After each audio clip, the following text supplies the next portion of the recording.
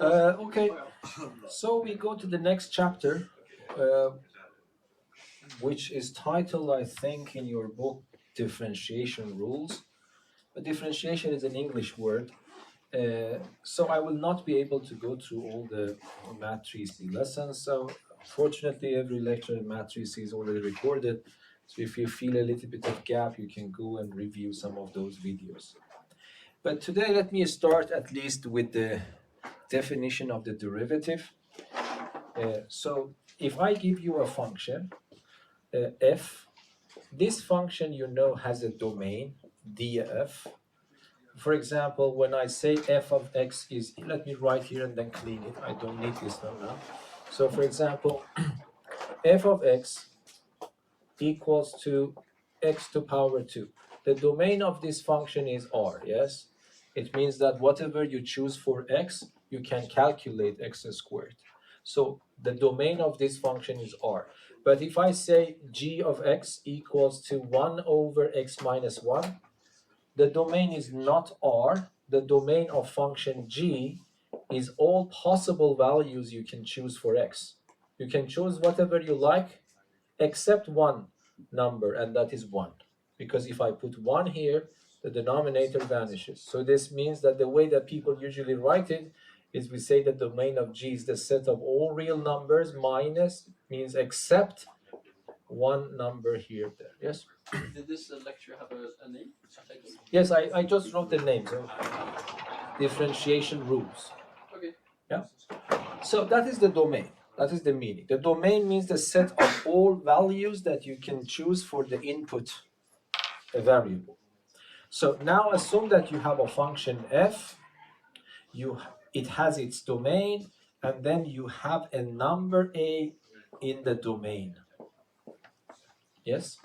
So you have a function, every function has its own domain.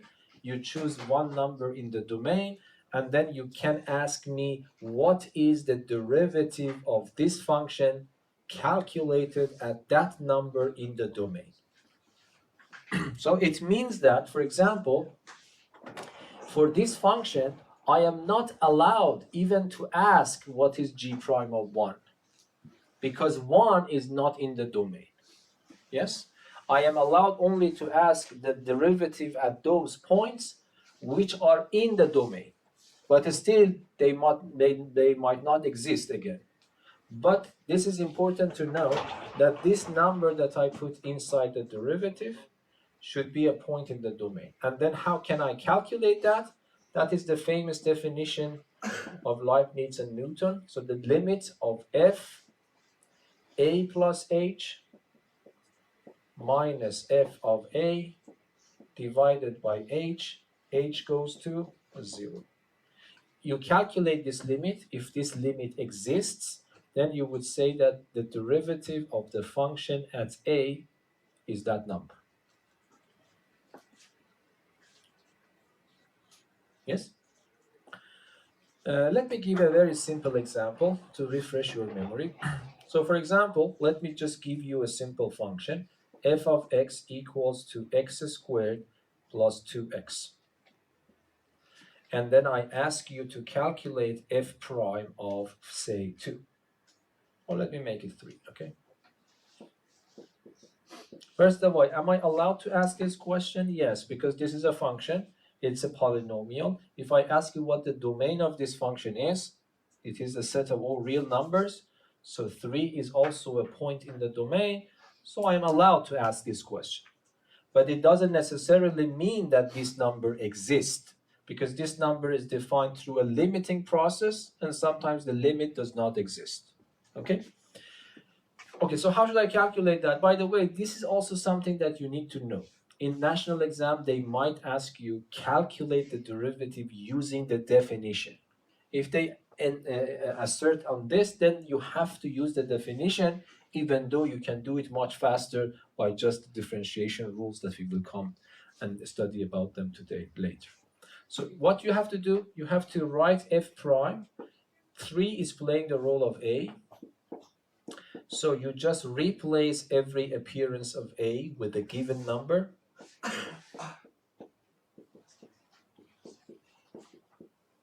and then, oh, sorry, there is no prime here, divided by h goes to 0, okay? So let us do this. I want you to understand, any function in mathematics is an operator. An operator is like a machine that takes from you a value, do something to your value, and then spits out something out, yes? So input, output. So the way that you need to visualize any function is that function is an apparatus or instrument. You send x in, what you receive is f of x. So technically, when I say function f of x is wrong, yes? Because function is the machine itself. F of x is the output of the machine. But this is very common. People say function f of x. Function f is correct. Okay, if I want to be very rigorous, I would say function f with the rule f of x equals to this. But we just simplify it to this. Okay, so what is this function doing? This function, this is important to realize it in that way, even for the future. So this function, f, receives an input called x, but what the output is x squared plus 2x. So it means that when you send this input to your function, the machine will square it, multiply it by 2, and add the results and give it back to you. So it will do the same thing for any kind of input. Okay? So now here, if I ask you what is f of 3, it is simple. Instead of sending x in, you send 3 in. But what will happen? That the machine is the same machine. You are changing its input. So what you get in return is 3 to the power of 2, 2 times 3. Yes? But this answer is 9 plus is 50. So you get minus sign is here, and then this is 50. Okay, again, this is my machine. I send this time 3 plus h in. Yes? This is not multiplication or something. This is f calculated at this point. So I am sending this inside the same machine. So the machine will do the same thing for me, meaning it will take my input, square it, multiply my input by 2, and then add the results.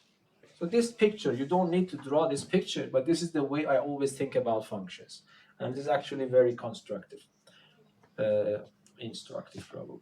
Okay, so this becomes 3 plus h squared plus 2 times 3 plus h divided by h goes to 0. So you will have to calculate this limit. Okay, so you have enough experience probably by calculating limits. So if there is nothing odd happens, I put the number in, but unfortunately it's not possible here, because if I put h equal to 0, I will have a problem here. In the denominator, it becomes 0. If you put 0 here, that also becomes 0. You can calculate it yourself. So it means that I am in trouble, so I have to be patient and simplify this expression. So I raise this one to power 2, so this one, the first one squared, 2 times the first one times the second one, plus the second one squared, and then I multiply 2 in, so this becomes 6 plus 2h, and then I have minus 15, and then divided by h goes to 0. So what happens here? 9 plus 6 is 15, and minus 15, gone. 6h plus h, and don't be lazy, you have to copy and paste this limit part until the very last step.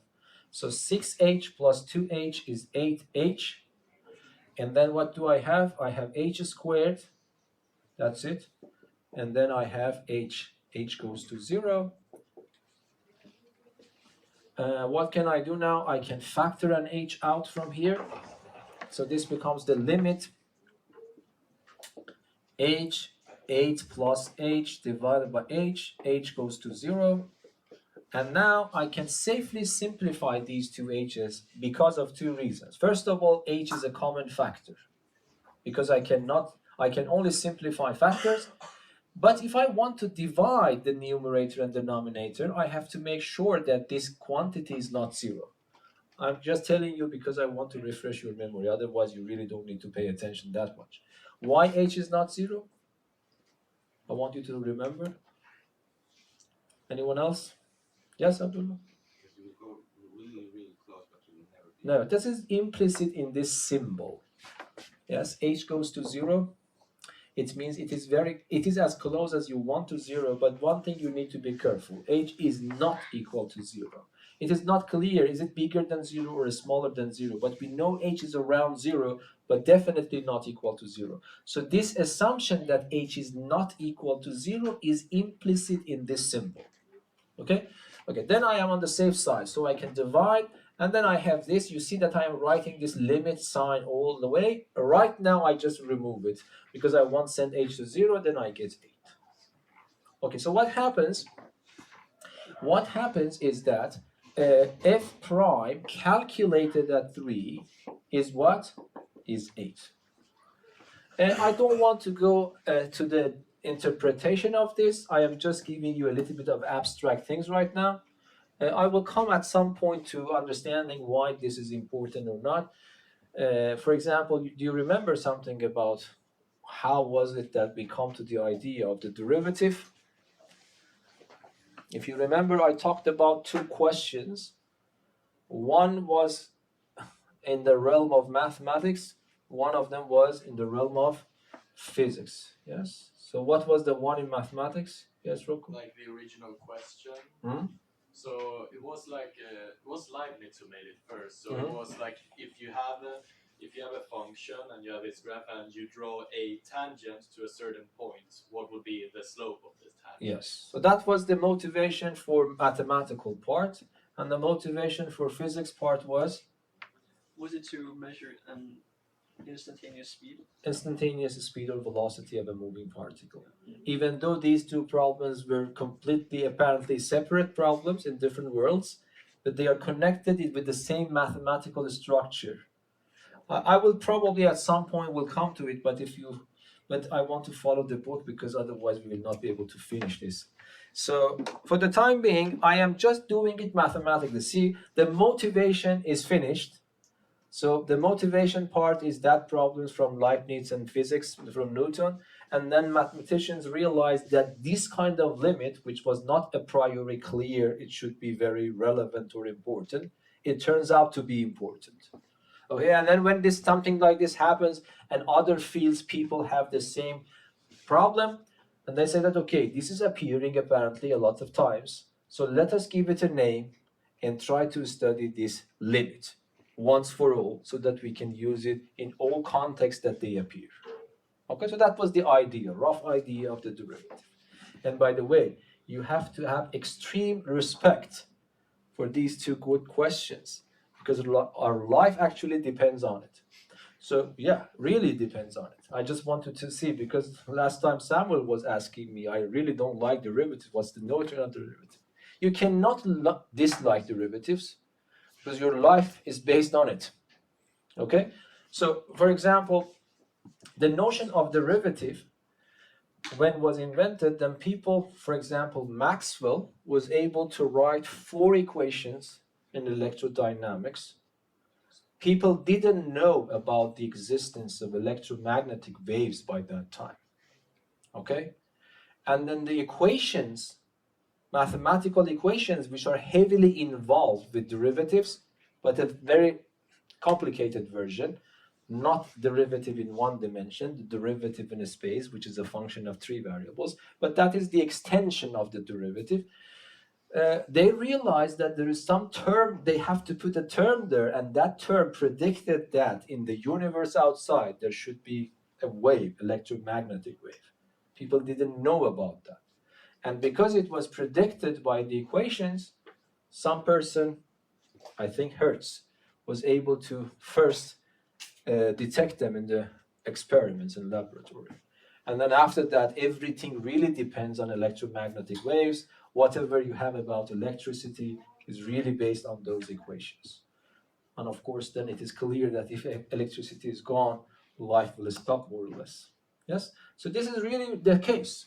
So this simple question, but elegant one, actually changed the human history. Okay? So if you want to see it, you just go and read the history a little bit. This is a very simple idea, but very important. Okay, so now this here, this is the number that I get. For example, I can draw some of these boxes for the derivative as well. But still we don't know. Yes, let me say you something. Derivative is also a function. Yes, derivative itself is also a function. It is called derivative because it is derived from another function. Somehow it's a product of that function. Okay, but if I want to draw a diagram for this derivative, yet I cannot do that. Yes, but I can say something. I can say that this machine, let me change this to say that this is probably another machine. Let me put a circle around it. So this machine, I know something. I know that when I send 3 in, the output is, what is the output? 8. But by no way I can say what the rule is yet, because I know only this value for one particular input, and that is 8. This I know. By this calculation, I know this. But if I ask you, what is the machine itself? What is the rule for the machine itself? It is not clear yet. Because this function might be, I don't know, from 3 to 8, there are infinitely many ways that I can go from here. For example, add 5 to it. This is one way. Multiply it by 2, add 2 to it. This is another way. So there are infinitely ways that I can go from 3 to 8, so that's not clear. But is there any way, for the time being, what you have on the board, is there any way that I can understand the machine f prime itself in general? Yes. You can use the definition of derivative and the original f of x equals x squared plus 2x. Yeah, I mean, yes. So I can use this definition not more for a particular number a. I can choose a typical value x to see what happens for just any x. And then I can solve. So let me just do it once more again. So what I do, I will calculate this for f prime of x. So this becomes the limit of f of x plus h minus f of x divided by h goes to 0. Okay? So let me just do it a little bit fast. So then it becomes, what is f of x? F of x is given to me directly. So this is minus, let me put a pair of brackets around it. And what is f of x plus h? I sent x plus h into this machine. So what do I get? I get x plus h squared plus 2 times x plus h, yes? And then divided by h goes to 0. So then you have to calculate this. So you are facing two variables, but you shouldn't be confused. Which one, as far as this limit is concerned, is the real variable? H. Because you are sending h to 0. You don't have any control over h, or over x.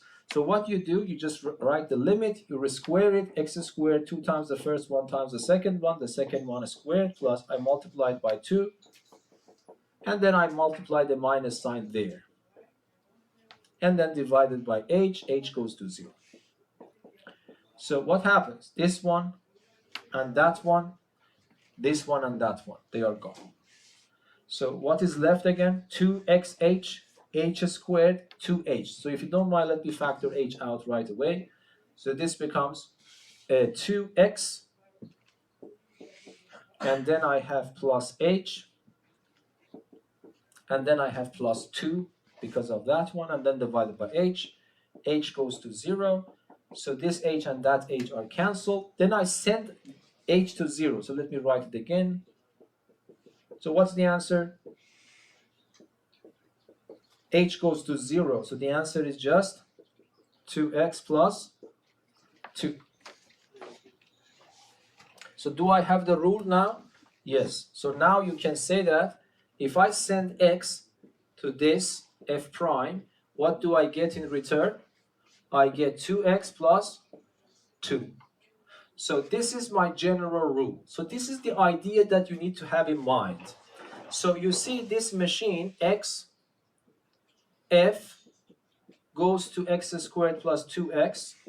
I was able to determine another function which is derived from here, which is called the derivative function. Okay, gives me 2x plus 2. So this is the picture that you have to have at the operator level. This is operator machine. Okay, f is my function. F prime is called the derivative function. The process that takes me from here to here, as I did here, is called differentiation. In Swedish, they are using a word close to derivative again, derivera or something like that. But In English, we say differentiate. Differentiation is the process that takes you from the function to its derivative. Okay?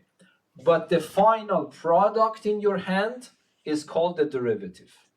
Okay? So I will not ask you to take the derivative in the exam. I will ask you to differentiate the following functions. So it means that do the differentiation process. So this is why I call them differentiation rules. Okay. So by the way, that is also interesting to know. If I ask you what is the domain of the original function, we already talked about that. What was the domain of the original function? It was R. What is the domain of this new function, which I call it f prime? What is the domain? It's still R. But remember, this is a coincidence. Most of the time, not most of the time, sometimes the domain of the derivative is equal to the domain of the function itself, but not always. We will study in Math 5, if you are having Math 5, that this is a subset of this. What does it mean? It means that if it is all numbers in the domain of f, the domain of f prime is either the same domain or smaller. It cannot be bigger. So it means that there might be some points in the domain of the function so that the domain of the derivative does not contain it. It might happen, yes. What sign is it before df? This is called a subset. We will study it in Math 5, but here it means a sub-collection. So if I have a bag, I choose some part of it, that's called a subset. Sample size. So, yeah, you're just taking a, so I will talk about that later, don't get confused here. But this means that this is exactly this picture. This one is the domain of f, this one is the domain of f prime. So it means that the domain of f prime cannot go beyond the domain of f.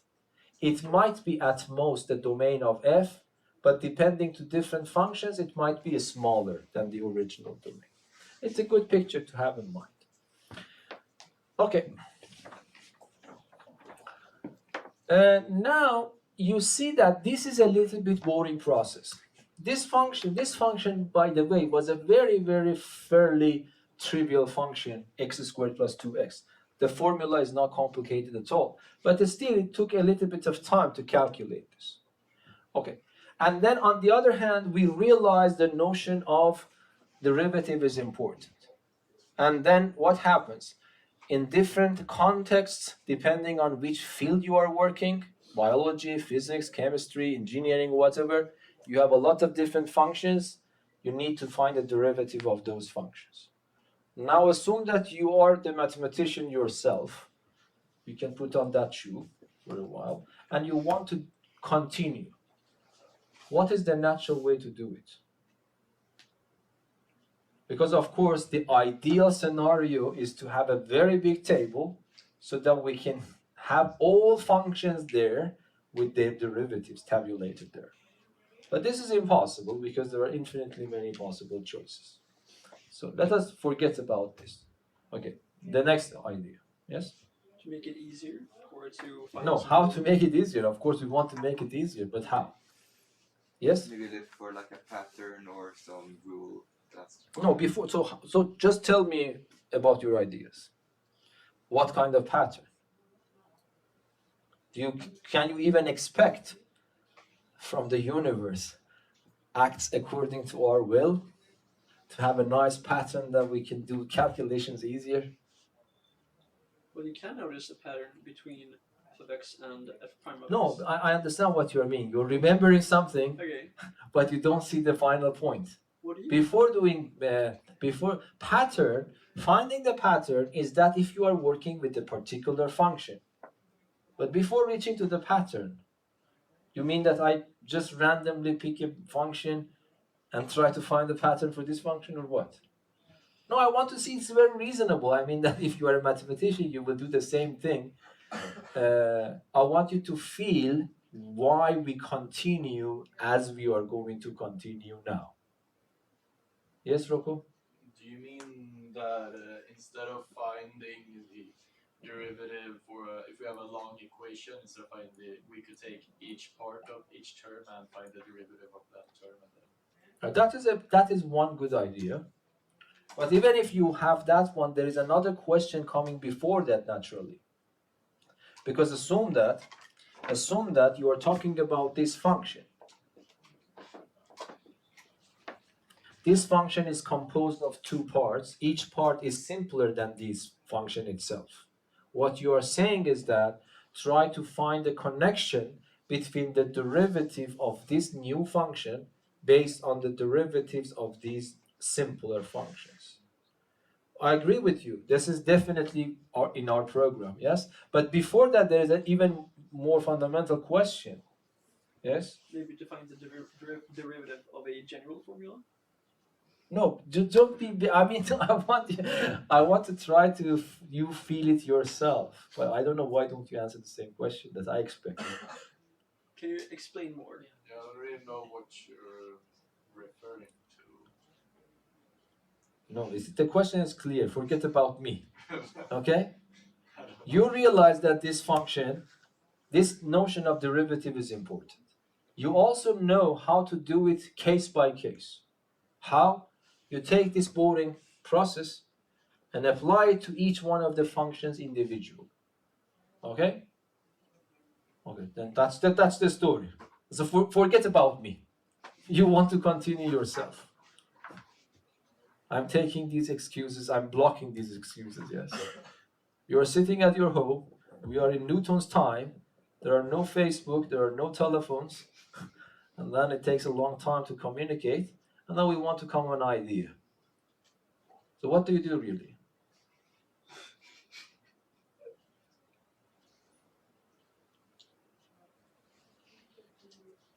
No, because you know the problem. In ideal situation, you want to know the derivative of all functions. On the other hand, you know this is too much to expect because there are infinitely many. So what do you do? Come on, it is not possible you don't know.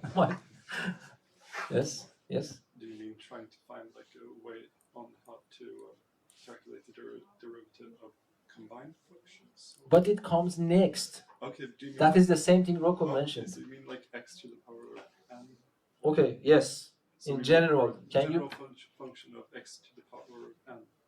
Yes. Okay, but then some. So okay, let me tell you. Okay. Please. I would say that okay, the ideal situation is to find the derivative of all possible functions, which is not possible. So the next thing comes to mind is to categorize the functions and then find the pattern. Then it's still not clear that this project will succeed, but thanks God it has been succeeded. Yes, it's successful. So how should we do that? We say that okay, let us see what functions I am dealing with. Because the notion of the function, by the way, is a very, very broad concept. So you cannot write the derivative, you cannot write all functions. You cannot even imagine all functions. Yes, for example, but this might be a little bit strange. So I can say that f of n, for example, I don't even need to write formulas. I can express it in words. I can say f of n is the nth digit in the nth digit after decimal point of the number pi. This is also a function. This defines me a function. What is the meaning of a function? That means that I have two sets with some elements in them. I find a rule to connect them. But there is only one restriction. I am not allowed to connect one of them to more than one. That is the only restriction of a function. So for example, if I write pi, for example, you put pi in GeoGebra, you get 3.1415. I don't remember the rest of it. But for example, in this case, what is f of 1? Can you tell me? F of 1 is the first digit after decimal point of the number pi. 1. So it's 1. So what is f of 2? 4. It's 4. What is f of 1.5? Not defined. So what is the domain of this function? The domain of this function is the set of all natural numbers. So that is a very strange function. And the notion of derivative, by the way, does not work for it, because that's a discrete function. So that's what I'm trying to say. It is not possible even to imagine how odd or strange will be a function. Okay? So this idea is important. So we cannot imagine like this. But this function, I just artifacted it right now, but might be it is not that important in practical problems. Yes? This will not happen, for example, in physics. So why a physicist should care about this? But x squared can happen in physics, where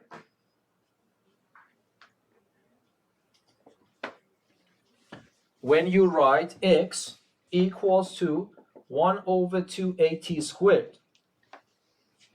Okay? In mathematics, I write y instead of x, and instead of t, I write x, and then instead of a, I can just write a. This is a parabola.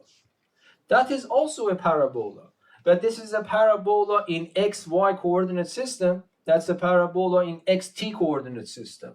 So if I ask you, is parabola happening in physics? Yes, you can point it out. So this function at least have some practical purpose, and it is more practical than this mathematical problem. Of course, I really love these kinds of problems, and mathematicians are always thinking about this. And this is one idea when you ask a mathematician a general question, is it the case for these functions, blah, blah, blah, having this property? Mathematicians are very careful to answer immediately yes or no. Because when you ask such a broad question in the brain of a mathematician, this also makes a place. Then they want to make sure that when they answer, they're also considering all these cases. But physicists or engineers really don't care about these pathological, I don't know, examples or something. They only care about these things. So the first thing that is very natural is actually to to categorize all the world of functions to important functions. And this important makes, you probably know, okay? Yes. I just wanted to say that although we haven't found a use for this f of n function Yeah. you wrote, maybe somewhere in the future, 120 years, someone finds a use for it in physics. It's like a lot, as you said, a lot of things in mathematics. Yeah, When exactly. they first came, Yes. they were just mathematical. Yeah, I'm not saying, but the notion of derivative will not make sense for this function. Absolutely. Yeah. But I mean, that is, by the way, it's not very strange. Might be in coding or something, in programming. Somehow you really need this function. I don't know. So then you can just write the function in the coding and it would actually summon these numbers. Anyway, okay, so let us go back to the answer. The answer is that the first thing comes to mind, let us categorize the functions to see the important functions. Yes? I want you to feel the theme of the lesson yourself, okay? So I categorized it. Okay, now you categorize it for me. You want to start, when you want to categorize, this is our human nature. We start from the simplest possible scenario and try to increase the level of difficulty little by little. This is very natural, okay? Okay, so what do? So you realize that one possible good idea to continue from now on is to categorize the world of all possible functions so assume that this is the world of functions, and then you chop it up and then try to see each one. Can I find a pattern for each one? Because there are infinitely many functions even in this possible category. I cannot find all of them, but I can hope that I find one formula that works for all functions here, and then another formula that works for all functions here, and then hopefully I can continue. So this is the best that I can expect. Yes? Okay, now I will start. In this world of functions, You start with the simplest possible function. What is the simplest possible function that you can imagine? Yes? Y equals x. Usually this is the answer. But still there is a simpler function than that. Yes? A constant function. A constant function is the simplest possible because it's a boring function, by the way. What is the function? It is like a dictator. It doesn't care what you put in. He always tells his word, 5. It doesn't care what is your needs. Yeah? F of x is 5, so that's a good representative of the dictator, yes? So f of x is 5 is a constant function. So if you want to draw it in your head, this is your f, you put in, this guy has already decided the output, it doesn't care about that, yes? The answer is 5. So this is the simplest possible function, okay? But how many constant functions are there? So for example, let me categorize this. This is my world of functions. Let me put it as rectangle. And then I don't know the size, by the way. But I know if I, for example, take this part, constant functions, how many constant functions you see in this part only? 1. How many? Infinitely many. Because f of x could be 0, that's one constant function. Another constant function, g of x is equal to 0. So this is the world of dictators. Different dictators for different countries, yes? So I have infinitely many of them. I can categorize them under a title. I would say f of x is equal to what? N. Not n, because usually, of course you're right, but usually when you say n, it reminds us about natural numbers. Yes? So it is better to call it c, which is the letter constant. I think in Swedish you write k. So this is why in the book, whenever they want to talk about constant, they write k. So this is the function. So this is what we want to, by the way, you have to start, we want to start this table again. If you go back to my lessons in Math 1C, we had, Math 3C, we had this before.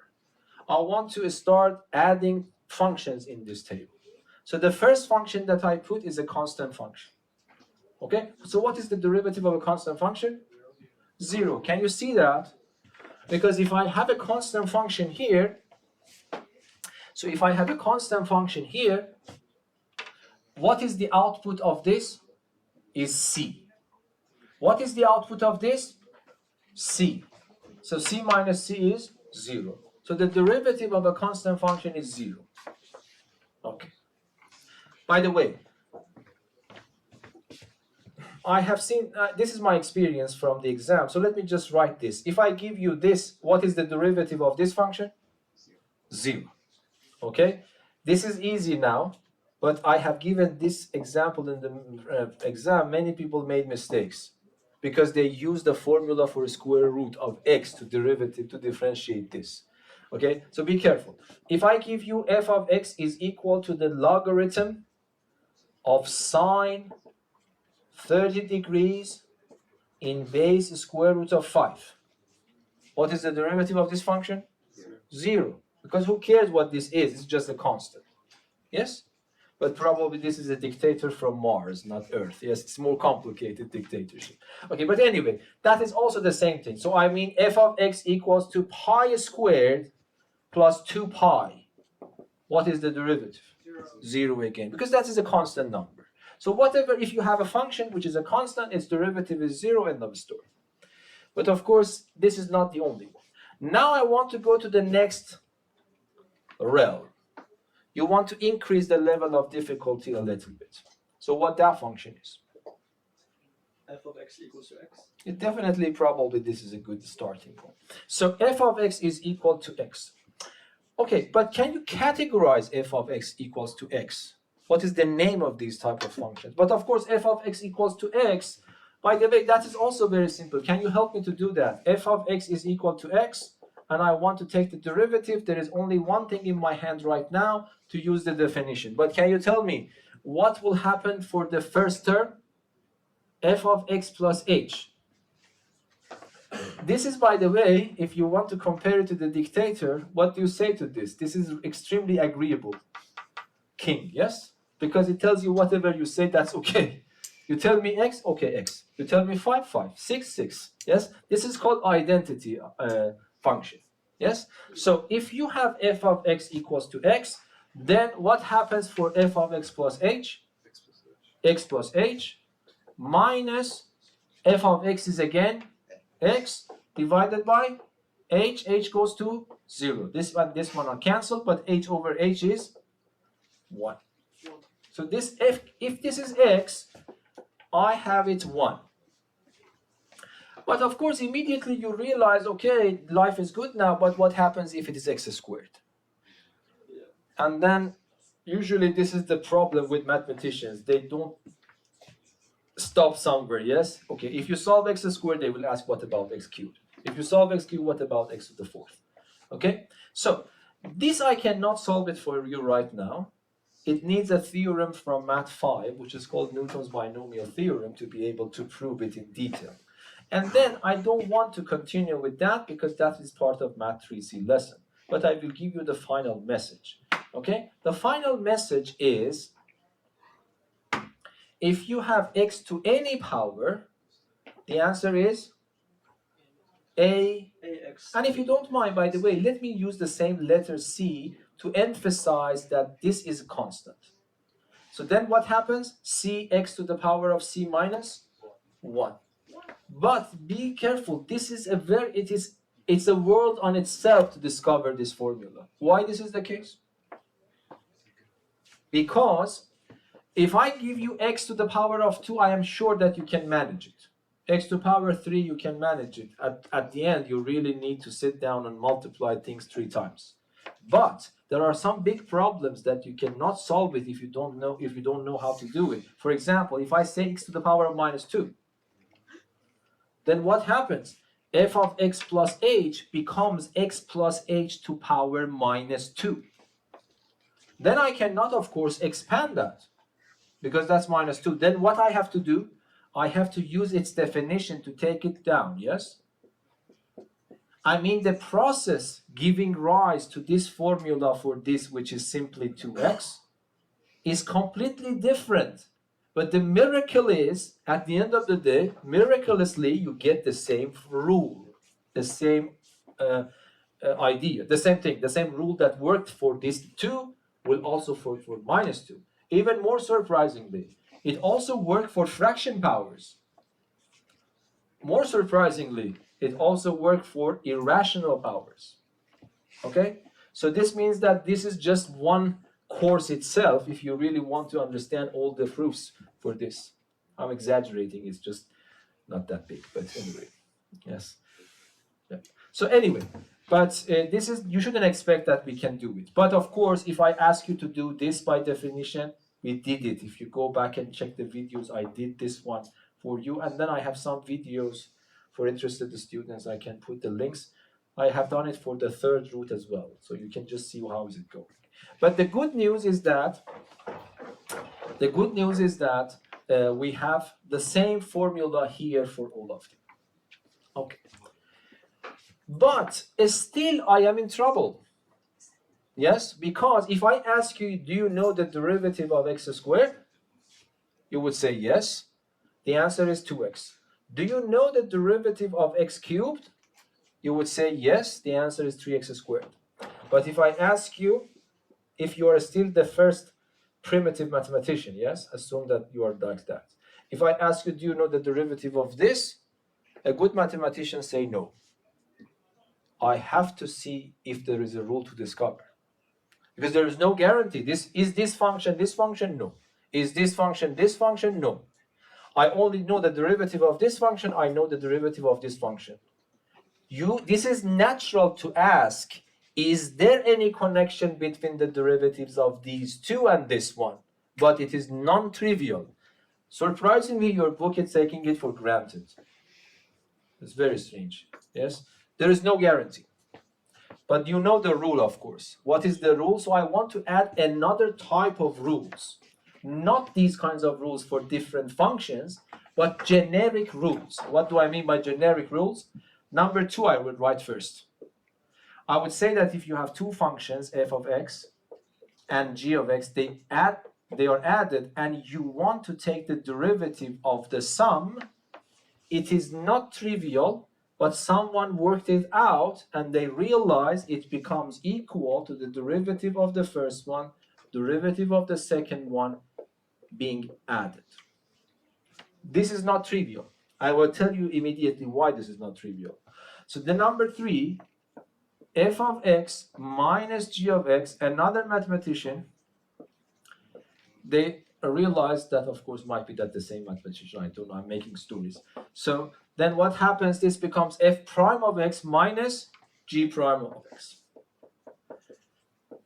The reason that I am saying that this needs to be, you have to be careful about this, because by the impression that you get from these two, if you want to draw this, to push this analogy further, you might guess this formula is also correct.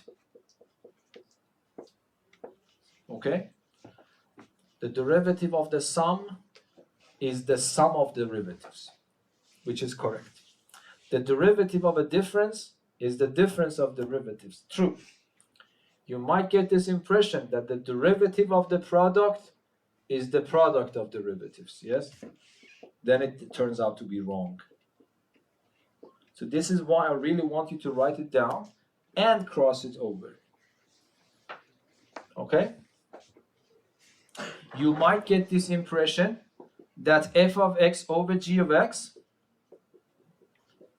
you might get this impression that the derivative of the division of two functions, the derivative of the quotient of two functions, is the quotient of derivatives.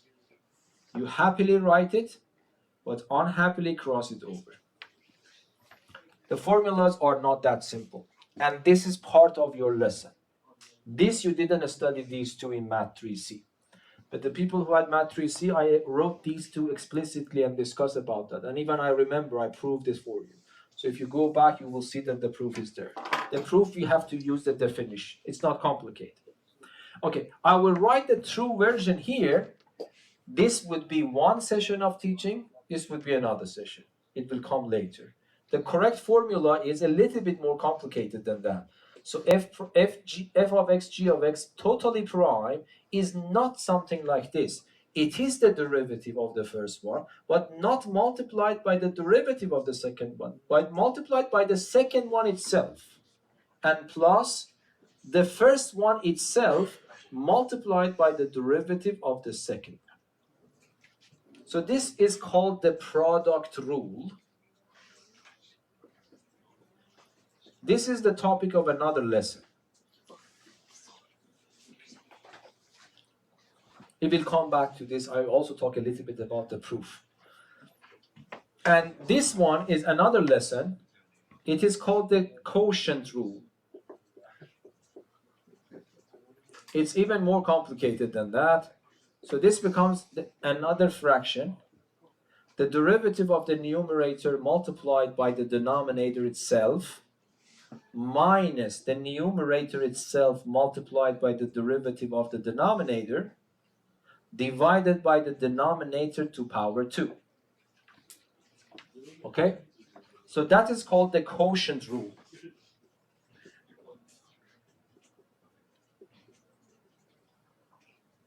That is the quotient.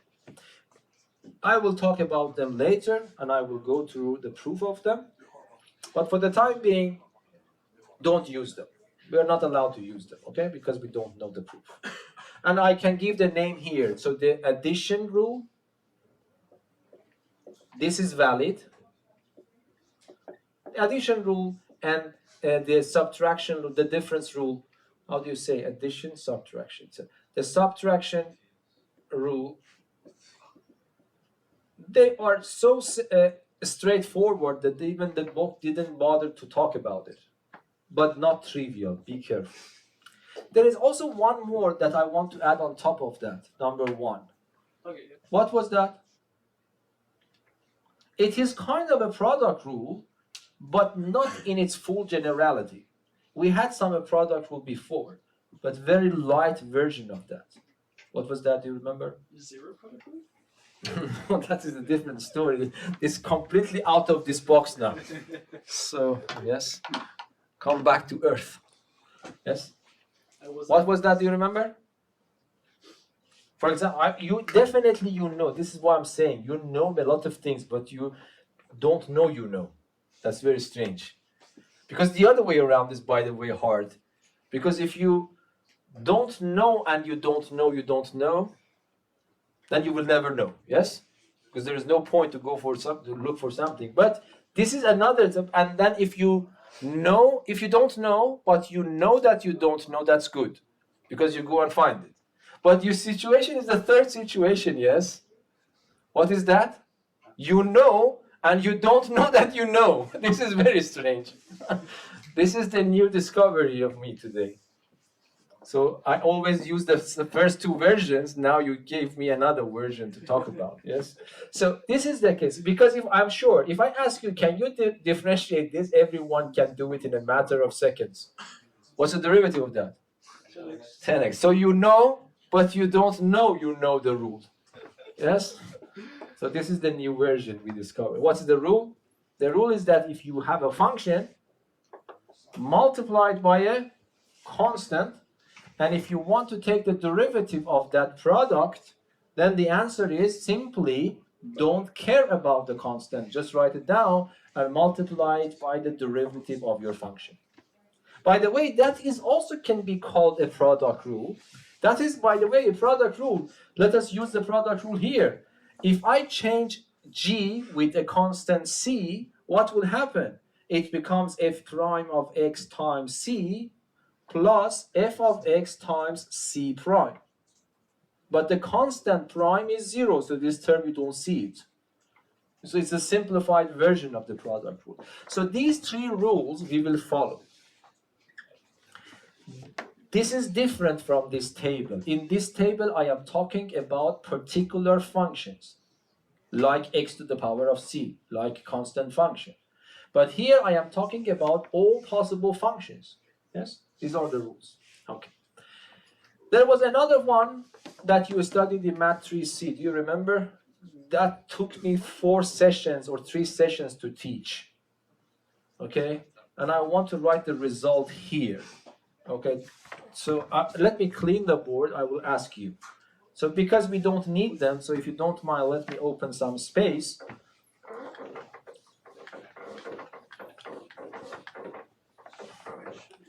Okay, so what was that? I can't remember what it was, but I know it contained the Euler's number. Yes, it was the exponential function.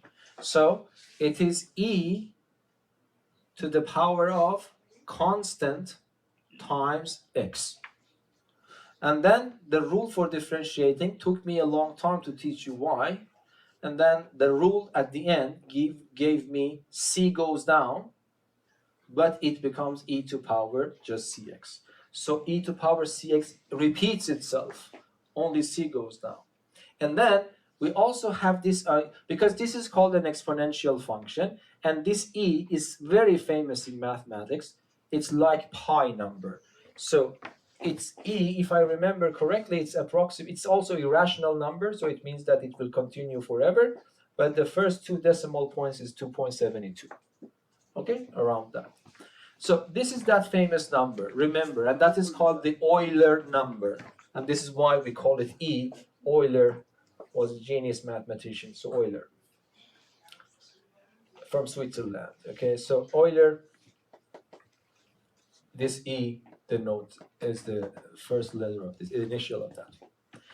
But then you might say that, okay, is it possible to have an exponential function whose base is not e? Do you remember? The answer was yes. So we can talk about a. Let me write c, constant to power x. And it's extremely important. Some students mix things up. This is a power function. So the base is x, the exponent is constant. This is an exponential function. The base is constant, the exponent is variable. These are different categories. Some students I have seen, when I give this to take the derivative, they take it like this. They bring x down and they write 2 to the power of x minus 1. This is not correct because this function is not that function. What was then this one? It was a little bit complicated than that. So this was c to power x but it is also multiplied by ln of c, natural logarithm. And then exponential functions are only defined for the cases that c is positive and c is not equal to 1.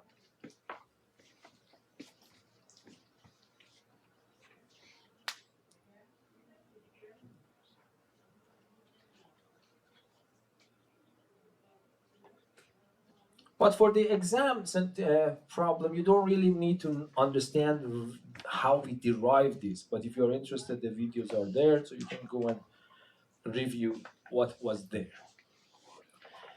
Okay, before continuing for an example, I want to write, all of them are given in the formula sheet. Okay? But a special cases of this, I always try to, I remember it myself. That's up to you if you want to do that. I don't know who takes my pens, you know. Okay, so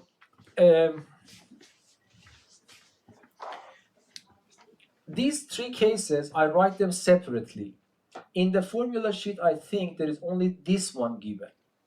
And they expect you to calculate these three cases every time from this formula. This is possible, of course, but let me write it like this. So how should I add it here? Okay, let me write it in front of it. If it is just x, and I want to take the derivative of x, what the answer is?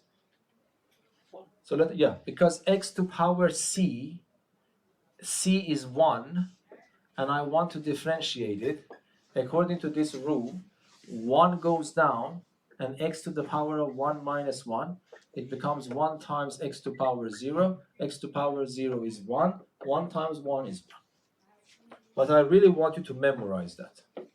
The derivative of x is 1. The derivative of 1 over x, what is that? If you don't remember it, you have to redo it all over again. Let us just do that. 1 over x, I want to take the derivative. 1 over x should be somewhere in my table.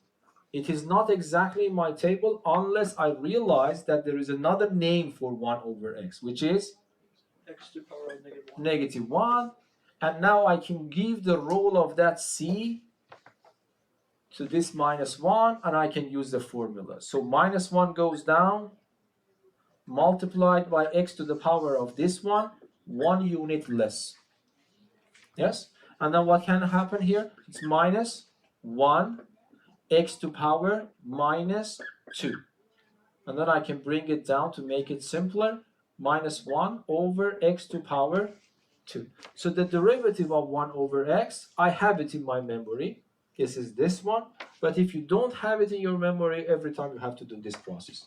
So this is why they don't give it to you in the formula sheet. Another one, which is more important than this one, because usually students have this in their memory. This is not probably appearing a lot, but the square root of x appears a lot. Square root of x, I want to take the derivative once, calculate it, and memorize. So what should I do? Can I use this formula there, not in this form? I have to rewrite this in a slightly different way. So do you know how should I do that? X to the 1 over 2. X to the power of 1 over 2. Because x to the power of 1 over 2 is another name for a square root of x. And then if I take the derivative, I can give the role of c to 1/2. 1/2 goes down, and then I have x to the power of 1/2 minus 1. And then I simplify, so it's 1/2 x to the power 1/2 minus 1 is minus 1/2. You can stop here, of course, but yeah, let us make it more beautiful. This becomes 1 over 2, and then I have 1 over x to the power of positive 1/2.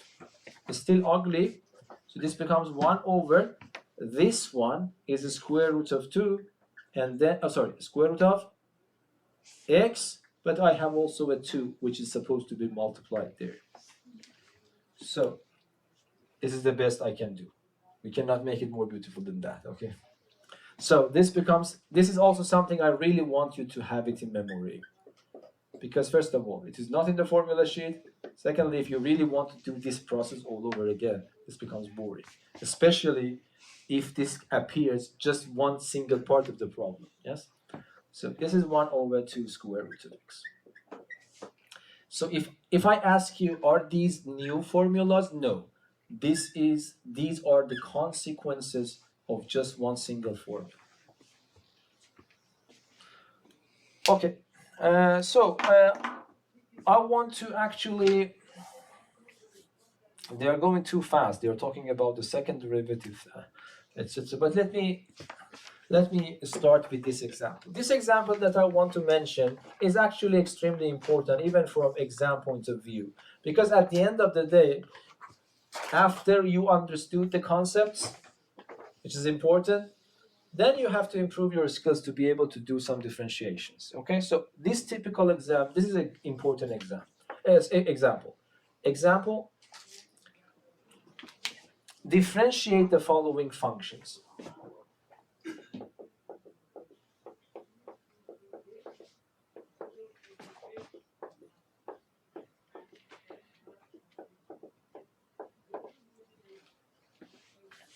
So,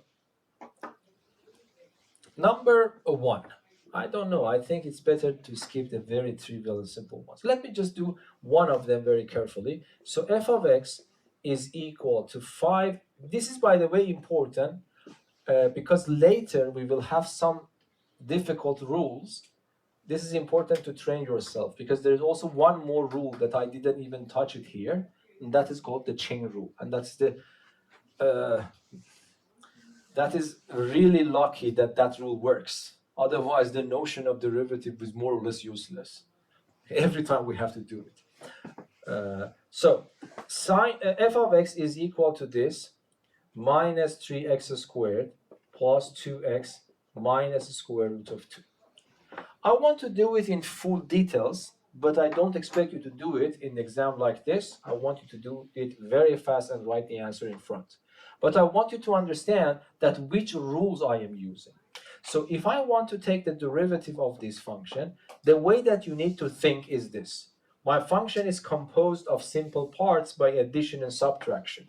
So what I have to use, I have to use the subtraction rule and addition rule first. What does it mean? It means that I have to take the derivative. So let me write everything, not be lazy. I wanted to be lazy a little bit. Okay, prime. I think in this way. I would say that this prime is supposed to act on this expression, but this is the sum and difference of some other functions. I realize by addition rule and subtraction rule, I can apply the derivative case by case because of addition and subtraction rules. Yes? So 2 rules are used here, not the table yet. I didn't even touch the table. Okay, and the next one is the first rule that I wrote later, the last one. Do you remember? A constant goes out, and I have to take the derivative of the function part.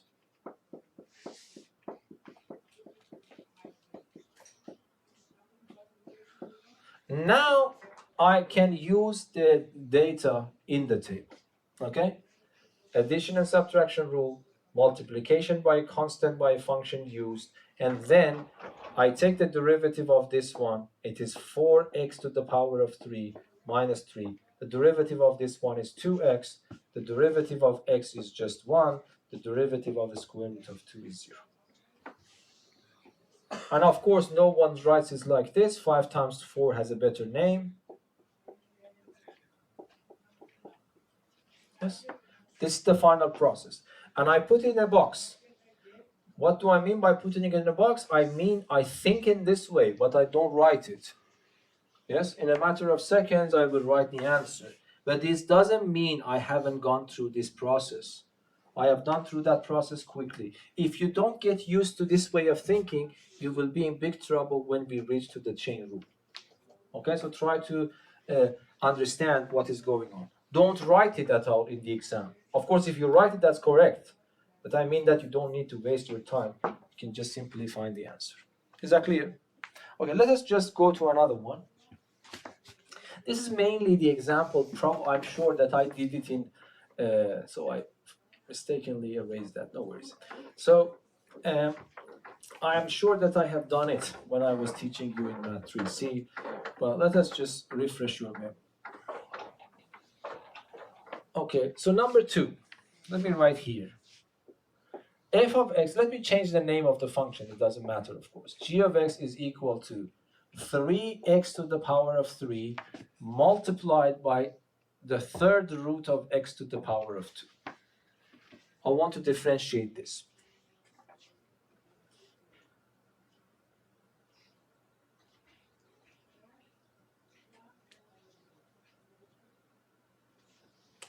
In Math 4, there are 2 ways. One way you haven't studied. One of them is, of course, the product rule. This is a product, so you can think about the derivative of these things individually, but we are not allowed to use it right now. I will do it in a different way. So how should I do that? Yes? You can rewrite the third root of x squared as x to the 2 over 3. 2 over 3. So these formulas, if you have forgotten, let me write here. The nth root of a is a to the power of 1 over n. So apparently when I say the square root, I don't write anything here, but I mean it is 2. So it is 1 over 2. Or more generally, if I have n here and m here, then I can write a to the power of m. This one goes to the numerator. This one goes to the denominator. I don't know. I'm sure that this one is the formula sheet, but I'm not sure about them. But we need all of them. Okay, so differentiation process cannot initiate it immediately. Yes, because I do not have the formula which is exactly like this in my table. So I have to change the form. So what I do, I'll first change the form. It becomes what? 3x cubed multiplied by, as Aaron said, x to the power of 2 over 3. Okay, then what? Still it is a product. Yes? You can like if you multiply to Exponents. yes, And you can add the exponents. Exactly. So I will go one more step. Still you see differentiation hasn't started yet. So this becomes 3x to the power. I'll add 3 to 2 over 3. We can go to scratch work if you don't know it. So you can write 3 over plus 2 over 3. This is 9 over 3. Added to this one, 11 over 3. And now I can start differentiation. So what is differentiation? It's a constant, multiplicative constant. So I keep it, I don't touch it, but I touch this part. And this is playing the role of that c. So c goes down, multiplied by x to the power of 11 over 3 minus 1 unit. And then simplify things, that's also important. So this 3 and that 3 are cancelled. I am getting 11 x to the power of 11 over 3 minus 1. Instead of 1, I can write 3 over 3, so it becomes 8 over 3. That is quite okay if you stop here. But let us, because I was using the third sign, this is called the third sign, yes? I was using the third sign in definition, let us turn it back to the third sign for. But of course, in principle, this is the end of the story, yes? So how can I do that? That's also good. Let me change my color, this is optional. But it is good to be able to simplify things. So this becomes 11, the third root of x to power 8.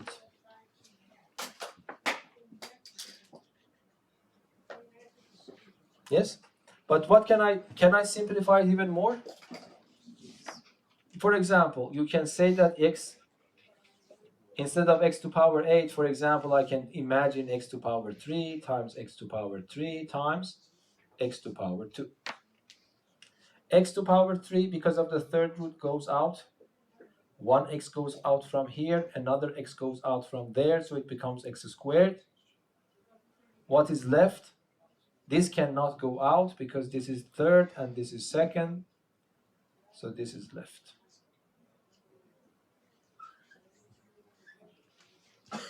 But I told you that up to this blue one is finished. You don't need to do it if you don't like it. Okay. So I will not be able to finalize this. So next time when I start, I will start adding some more examples to it, and then I will continue. Okay, so I think you're also tired. Me too. Any questions? No? Okay, I would recommend you, if you have forgotten quite a lot, then try to review some videos from the previous year, okay? You don't need to listen to all of it. You can just fast forward it or whatever to see the salient points. Okay, thank you very much and have a nice weekend. That's cool.